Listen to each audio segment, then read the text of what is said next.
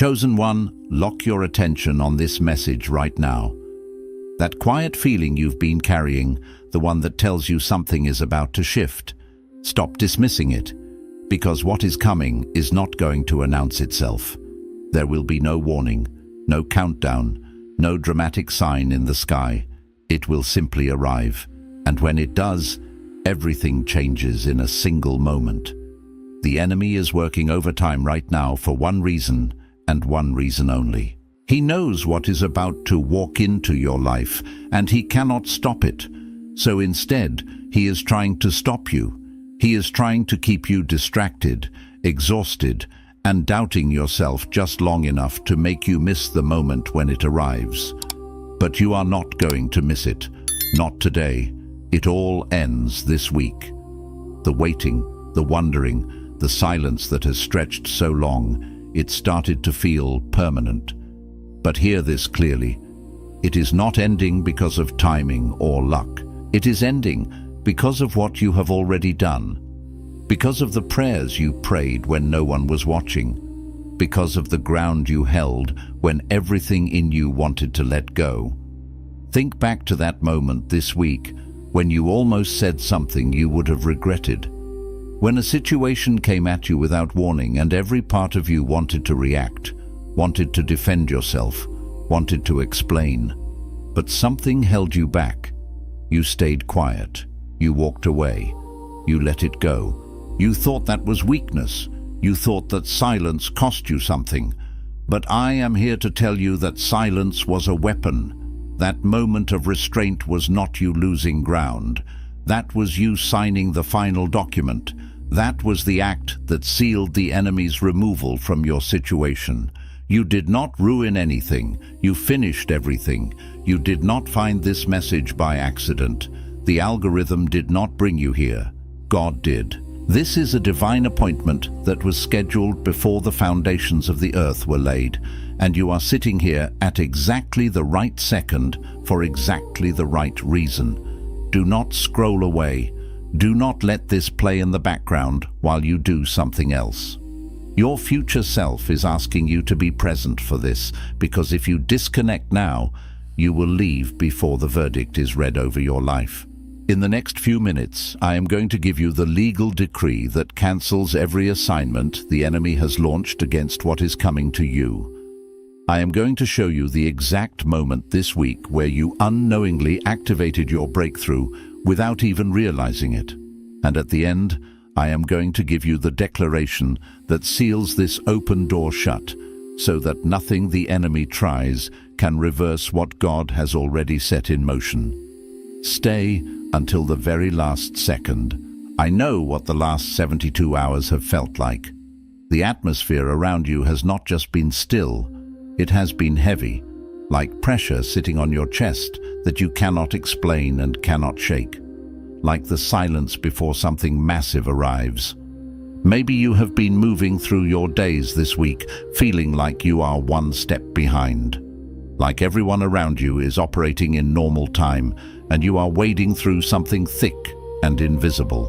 Or maybe you woke up at 3 in the morning and just lay there in the dark, heart beating a little too fast, with a feeling you could not name but could not ignore. You feel like you are suspended, like you are standing in a gap between the life that was and the life that was promised, and you cannot see either shore from where you are standing. And in that gap, the enemy has been whispering a very specific lie. He has been telling you that what is coming has been delayed because of you. He has been replaying a moment in your mind over and over again. That moment when you pulled back, when you went quiet, when you stopped pushing and simply let something go. And he has been labeling that moment as your greatest mistake. He has been telling you that your silence, your stillness, your refusal to fight back cost you the very thing you have been believing for. But I need you to hear what the scripture actually says about this moment. Nahum 1:9 declares, "What do you conspire against the Lord? He will make an utter end of it. Affliction shall not rise up the second time." Hear that. Affliction shall not rise up the second time. The enemy wants you to believe you are in a cycle. He wants you to believe the clock has been reset and you are beginning again from the start. He wants that lie to become so loud in your mind that you stop expecting what is coming. But that is not a cycle you are in. That is a conclusion.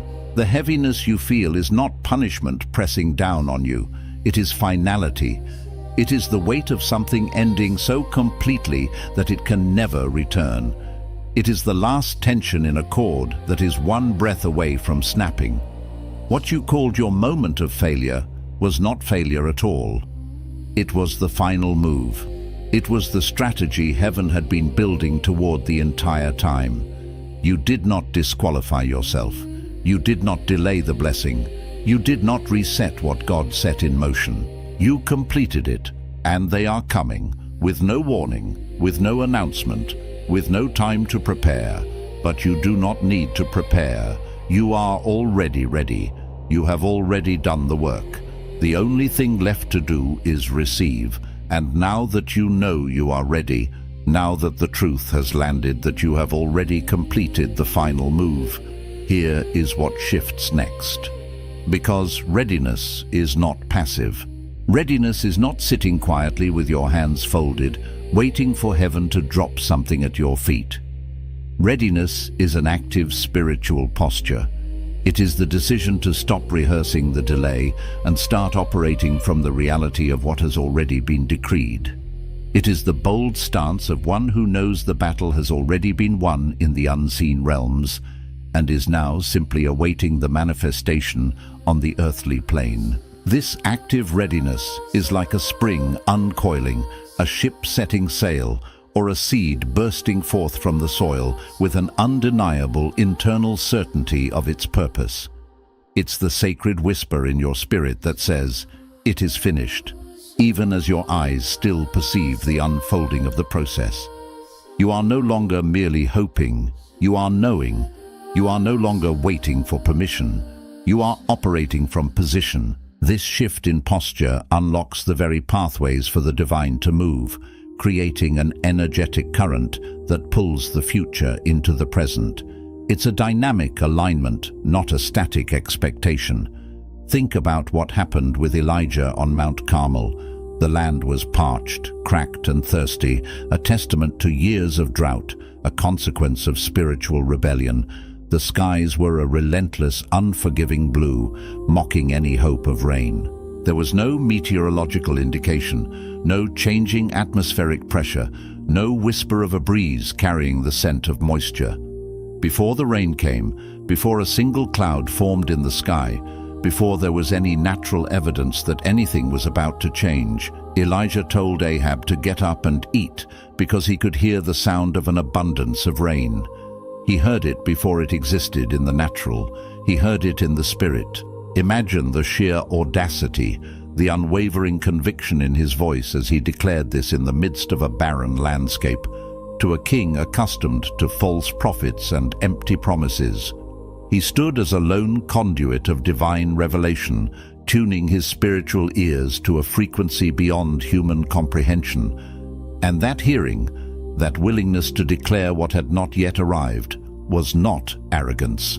It was alignment. It was a profound attunement to the heart and will of God.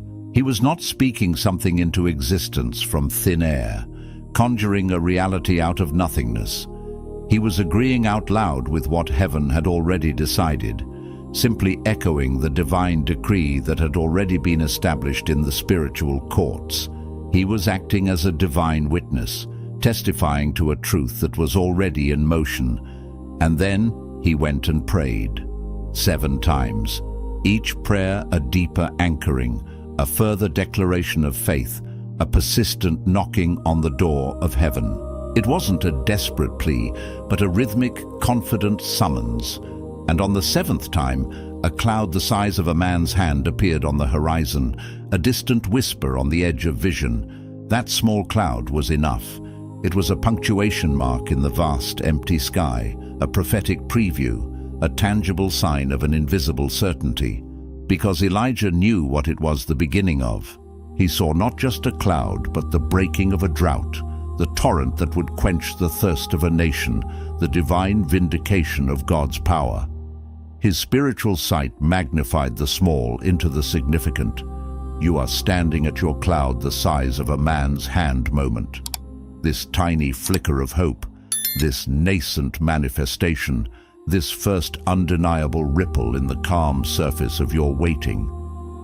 What is visible right now may look small. It may look insignificant, hardly worth mentioning. It may not look like the fullness of what was promised, perhaps only a faint outline, a shadow of the coming glory. But the question is not whether you can see the whole sky yet, bathed in the thunder and lightning of breakthrough. The question is whether you recognize what that small movement means, whether your spiritual discernment is sharp enough to perceive the seed of destiny. Because the enemy, with his cunning whispers, will use the smallness of the beginning to talk you out of the magnitude of the ending. He will point at that fragile cloud and say, "That is all there is," a fleeting anomaly that will dissipate into nothingness. He will tell you not to get your hopes up, to temper your expectations, to protect yourself from inevitable disappointment. He will dress discouragement in the deceptive language of wisdom and tell you to be realistic, to come back down to earth, to settle for less than what your heart truly desires. He will argue for the limitations of your senses, challenging the conviction of your spirit. He wants you to dismiss the first drop as merely a splash, instead of recognizing it as the foretaste of a deluge. But you were never called to be realistic. You were called to be faithful to what you heard. Realistic is the language of the fallen world. Faithful is the dialect of the kingdom. Your calling transcends the logical confines of the natural realm. Your mandate is rooted in a deeper truth, a higher reality, the unshakable word that resonated in your spirit. And what you heard was not a rumor, a fleeting thought, or a figment of your imagination. What you heard came from the same voice that spoke light into darkness, commanding existence where there was only void. The same voice that called things that were not as though they were, conjuring stars and galaxies into being with but a word. The same voice that has been speaking over your life since before you had a name, weaving your destiny into the fabric of time and eternity. This is the voice of your Creator, the architect of your purpose, and His word does not return to Him void. It carries the power of its own fulfillment. Now here is where it goes deeper, because there is something happening beneath the surface of your situation that you need to understand before the door fully opens, before the floodgates of blessing are entirely released. The enemy knows that if he cannot stop the blessing, if he cannot outright cancel what God has decreed for your life, his next, equally insidious strategy is to corrupt the posture you receive it in. He does not need to cancel what is coming, he simply needs to taint it. He just needs to make sure that when it arrives, you receive it through the wrong filter, a distorted lens that diminishes its power and joy, through a filter of fear, causing you to constantly anticipate its withdrawal or decay, through a filter of unworthiness, making you believe you don't truly deserve it, thus preventing you from fully owning it, through a filter that says, "This is too good to be true, this cannot last, something will inevitably go wrong," thus keeping you in a state of perpetual anxiety and suspicion.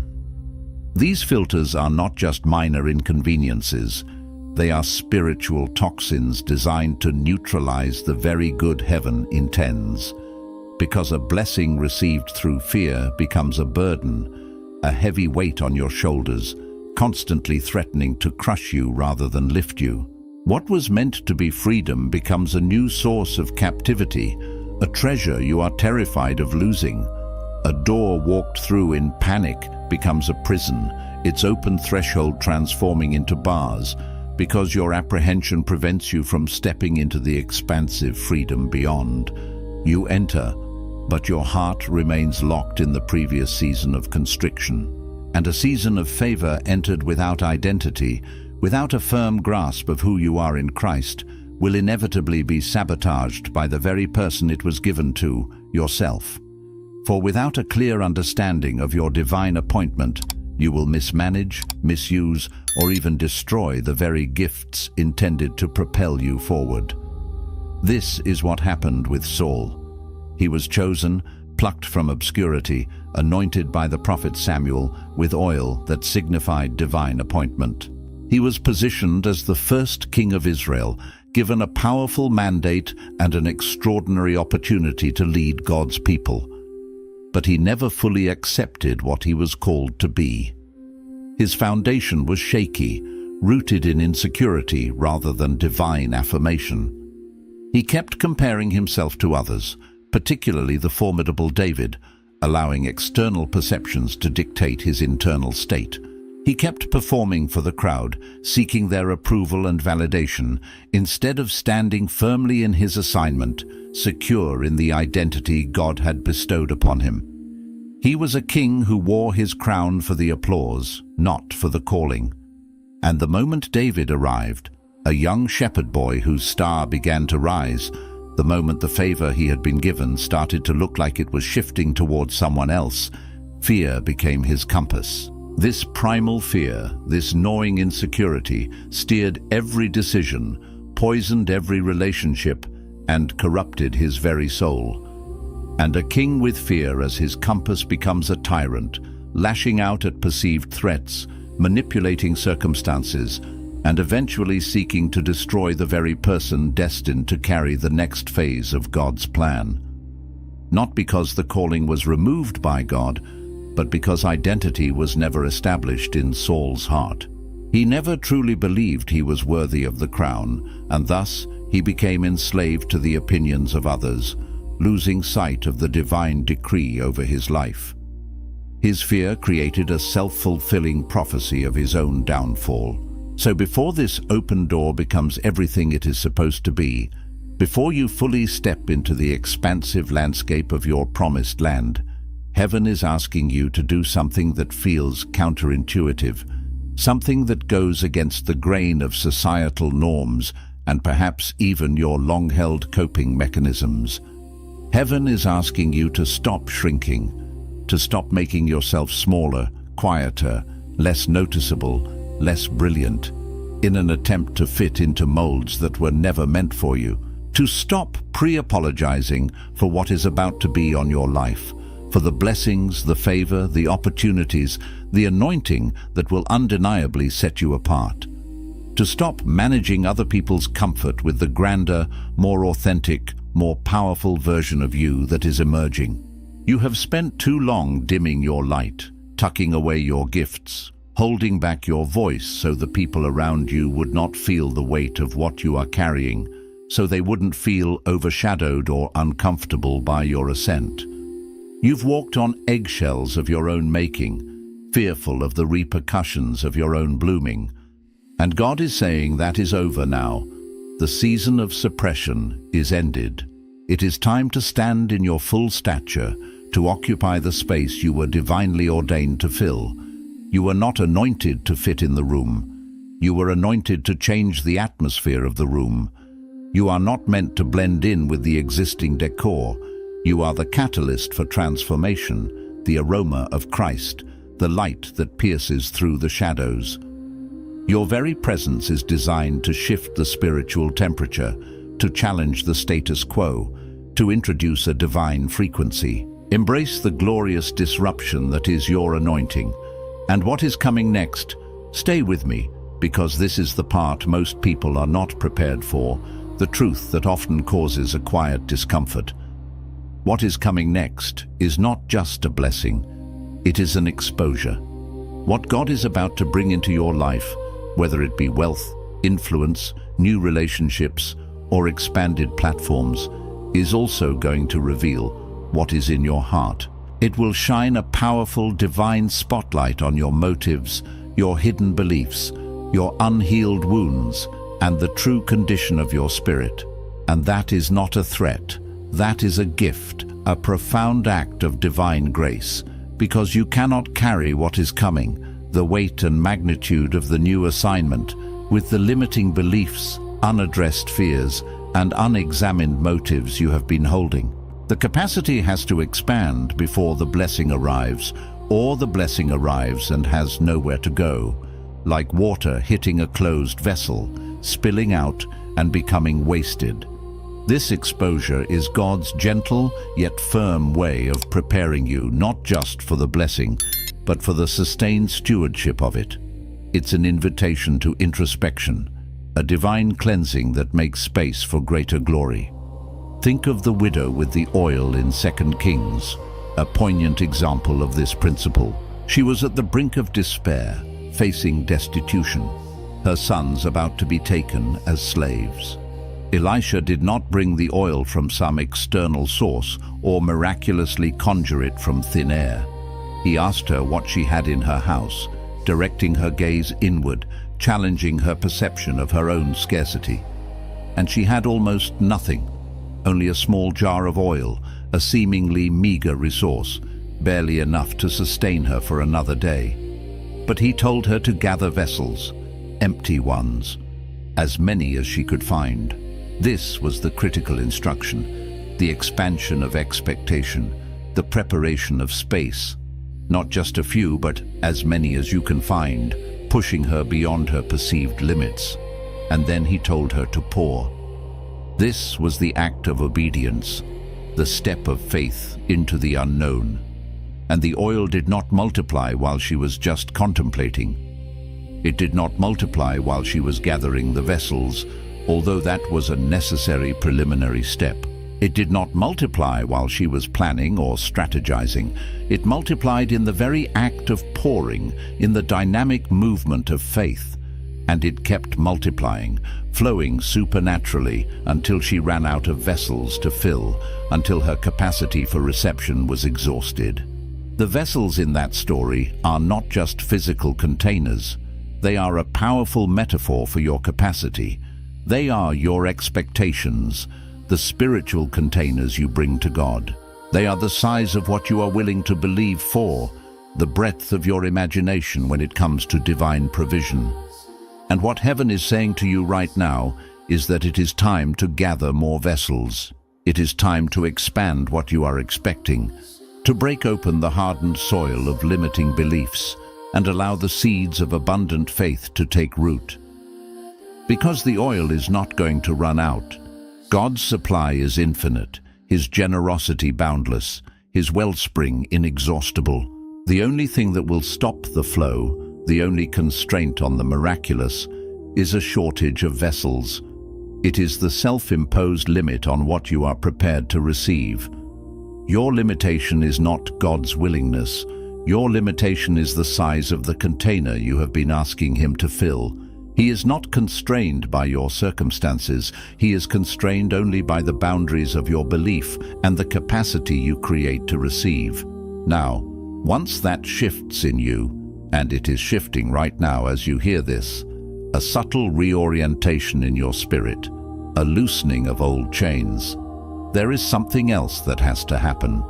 And this is where the real turning point lives, because most people get agonizingly close to breakthrough, and then pull back right here at the precipice of their greatest reward.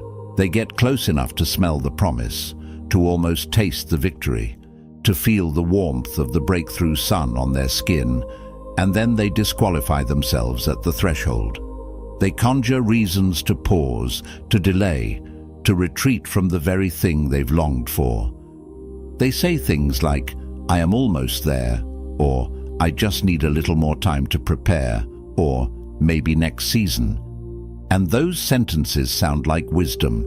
They carry the deceptive veneer of prudence and humility. But they are fear with a vocabulary upgrade, sophisticated rationalizations that mask a deeper reluctance to fully step into the unknown magnitude of God's plan. They are procrastination dressed in pious language, a self-imposed prison of perpetual preparation. They are the enemy's final, most subtle tactic to keep you from crossing over. Coming up in just a moment, there is a hidden agreement you have been living under that sounds like faith, but has been functioning as a ceiling, a transparent barrier that has kept certain blessings circling just above your reach. And once you see it, once you expose it to the light of truth, You will understand why certain things have been circling but not landing, why breakthroughs felt imminent but never quite materialized. But first, this has to land fully, deeply, irrevocably within your spirit. You have been treating your preparation as incomplete, as an unending process that always requires one more step, one more lesson, one more refinement. You have been living in a perpetual state of almost ready, holding your breath on the threshold, never quite exhaling into the fullness of the moment. And what God is asking you to confront, with unflinching honesty, is this. At what point does preparation become an excuse not to step forward? At what point does the refining season, meant to shape and strengthen you, become a comfortable hiding place, a spiritual bunker where you feel safe from the demands of your calling? Because Moses spent 40 years in the desert being prepared, tending sheep, encountering the mundane, stripping away the Egyptian prince from his identity. But there was a moment when the burning bush appeared, blazing with divine fire, and God said, "Now."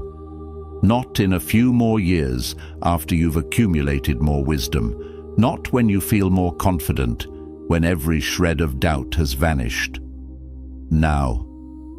And Moses still argued, still tried to reason with the Almighty. He still said, "Who am I to go?" He still tried to disqualify himself from his own assignment, pointing to his perceived inadequacies and lack of eloquence. He leaned on human logic in the face of divine command. But heaven does not wait for you to feel qualified. Heaven waits for you to say yes, a resounding, unequivocal affirmation to the divine invitation, even if your knees are knocking and your voice trembles. Your feeling of readiness is not the prerequisite. Your obedience is. And you have been saying yes in pieces, fragmented affirmations scattered across your journey, quietly, in the dark, in prayers that felt like they dissolved into the ceiling, unheard and unacknowledged. These were silent commitments, whispered longings, tentative acts of surrender. But what you did not see, what you could not perceive from your earthly vantage point, was that heaven was collecting every one of those broken yeses, every hesitant nod, every tearful agreement. They were being gathered, pieced together, assembled into the single powerful moment of completion that sealed your breakthrough. And that moment has already passed. You are already on the other side of it without realizing it, like crossing an invisible finish line. The declaration has been made. The curtain has fallen on the previous act. What you are walking into now is not the trial. It is not the preparation. It is not the wilderness. What you are walking into is the land, the promised inheritance, the season of fruitfulness and manifestation. The wilderness served its purpose. The preparation has run its course. This is the crossing over, the beginning of your occupation.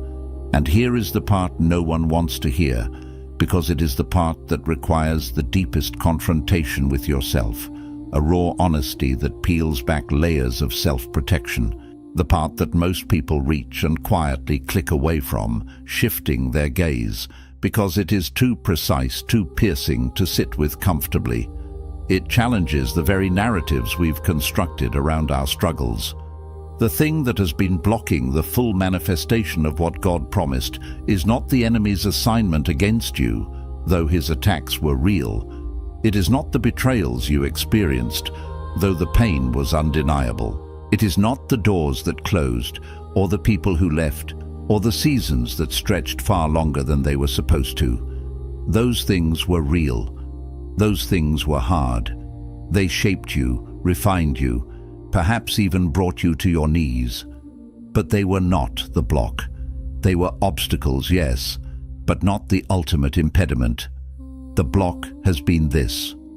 You have been believing God for the promise while simultaneously believing that you are the exception. This is the insidious, deeply rooted lie that has held you captive. You believe that God does this for people. You believe the testimonies you hear from others, the miraculous stories of healing, provision, and breakthrough. You believe the scripture, affirming its truth and power. You believe that breakthrough is real, and that divine favor is real, and that God moves in supernatural ways, intervening in the affairs of humanity. You believe all of it for everyone else, for the righteous, for the chosen, for the special ones. But somewhere, deep beneath all of that outward faith, beneath the layers of intellectual assent, there is a quiet, hidden agreement, a subconscious contract you've signed with doubt, that says people like you do not get the full version. That something in your story, your past mistakes, your perceived flaws, your unique struggles, your personal history of disappointment, makes you the asterisk, the fine print, the almost but not quite, the one for whom the general rule of God's favor has a specific, limiting exception. And that agreement has been functioning as a spiritual ceiling, an invisible barrier just above your head, allowing blessings to circle but never fully land. Not because God agreed with it, He never did. He never signed that contract of limitation, but because you kept signing it, implicitly affirming it every time something did not come through on your timeline, every time a prayer felt unanswered, every time you watched someone else step into something you had been believing for, achieving what felt perpetually out of your reach. You took that as confirmation of the lie, a validation of your exception status, instead of recognizing it as a test of whether you would hold your position, whether you would remain steadfast in the face of delayed gratification and apparent contradiction. Consider Elijah again, post Mount Carmel. He had just called down fire from heaven, seen the dramatic demonstration of divine power, witnessed the defeat of 450 prophets of Baal. He had heard the sound of rain, prophesied its coming, and seen the small cloud become a deluge.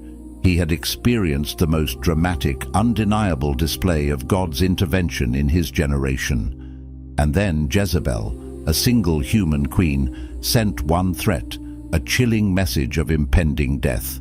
And he ran. He ran and collapsed under a juniper tree, consumed by fear and despair, and said, "It is enough." He said, "I am the only one left," believing the lie of isolation and self-pity right in the middle of his greatest victory after proving God's power to an entire nation. He too felt like the exception, singled out for persecution, exhausted and alone. And God did not rebuke him. God did not scold him for his fear or his lapse in faith. God fed him. God let him sleep. He provided sustenance and rest for a weary soul. And then, after he was nourished and restored, God said, "The journey is too great for you. Get up and eat again." He implied that the journey ahead, the next phase of his calling, required a strength and a spirit that the current, depleted version of Elijah simply did not possess. The journey ahead is too great for the version of you that has been running on fear and isolation and the quiet belief that you are the exception to the promise. You cannot step into the magnitude of what is coming with the baggage of unworthiness and doubt, but you are not being asked to do this on the strength you have been operating from, the strength that has been fighting against these hidden agreements. You are being asked to eat, to receive, to let something in, to be divinely nourished and restored before you try to go anywhere else, before you attempt to carry the weight of the new season. This is not about self-effort. It is about divine infusion. Because what is about to walk into your life is going to require a version of you that has been fed, deeply satisfied and sustained by the bread of life and the living water. That has been restored, healed from the internal wounds and the lies that have chipped away at your identity. That has stopped running from your true self and started receiving the fullness of God's love and acceptance. And the receiving begins right here, in this sacred, pivotal moment. It begins in this moment where you finally stop treating yourself as the exception, finally rip up that hidden agreement of limitation and accept that everything God said, every promise, every decree, every word of hope and destiny, He said it to you. Not around you, not near you, but directly, personally, intimately, to you. You are the intended recipient. This is the verdict. This is the decree that has been read over your life in the courts of heaven, stamped with divine authority and irrevocable truth. And now you are hearing it on earth so that what is bound above can be loosed below, so that the spiritual reality can finally manifest in your physical experience. This is the breaking of the spiritual ceiling. This is the opening of the floodgates. The assignment against you is cancelled. Every diabolical plot, every scheme designed to hinder, to steal, to destroy, is now null and void. The delay is expired, its season has run its course, and the waiting room is now empty. The silence has ended, and a new sound is emerging, a symphony of breakthrough and restoration. And what is walking toward you right now has your name on it. Not someone else's, not a blessing meant for another, but tailor-made for you. Not a version of you that does not exist yet, a perfected future self, but your name. As you are. Today, in this moment, you are ready. You are worthy. Now place your hand on your chest and speak this out loud, because declarations are not just emotional exercises, they are spiritual coordinates. They are signposts in the unseen realm, active commands that tell heaven exactly where you are standing and what you are agreeing with, aligning your earthly reality with the divine. And what you are about to agree with is not a wish. It is not a prayer asking for something you do not have. It is a declaration of what has already been decreed, a powerful affirmation of an established truth. Speak this now. I am not the exception. I am the chosen one this message was sent to. Every prayer I have prayed in private has been collected, and nothing has been wasted. The silence I walked through was not abandonment, it was preparation. The restraint I showed was not weakness. It was the final act that sealed my breakthrough. I release every agreement that said I was too late, too flawed, or too far behind. I release every ceiling I built from disappointment. I step into this season fully, without apology, without shrinking, without waiting for permission that has already been given. The door is open. I walk through it now. What God has declared over my life cannot be reversed, cannot be stolen, and cannot be delayed beyond this moment. I receive it, all of it. I am ready, and I am enough. If this message has spoken to something in you that needed to be spoken to, if you felt something shift while you were reading or listening, even if you cannot fully name it yet, do not let that feeling dissolve into the noise of the rest of your day. That feeling is information. It is confirmation. Share this with someone who is also standing in the gap between what was and what was promised, because they did not find it by accident either. And leave something in the comments, not for the algorithm, but as a declaration. Tell God you received this. Tell the enemy you saw through the lie. That act of acknowledgement is part of the sealing.